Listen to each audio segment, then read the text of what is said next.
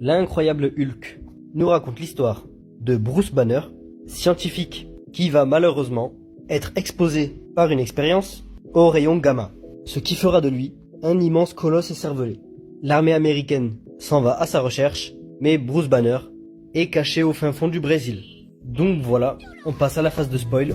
Je vais vous donner mon avis sur le film, mais allez, c'est parti. Le film est le deuxième du MCU. Bien que l'acteur ait changé, le film fait en soi partie du MCU. La preuve en est l'apparition de Tony Stark à la fin du film. Enfin bref, le film en soi n'est pas trop mauvais, il se regarde assez bien.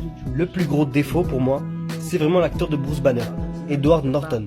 Je ne sais pas si c'est parce que je suis habitué à Mark Ruffalo, mais je trouve vraiment qu'Edward Norton ne joue pas assez bien le personnage.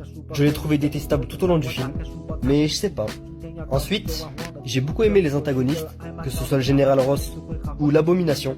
Même si Ross n'est pas forcément le méchant, il a quand même été antagoniste pendant un long moment du film. Et pour l'Abomination, j'ai beaucoup aimé le fait qu'avant d'être transformé, qu'il soit constamment en recherche de puissance.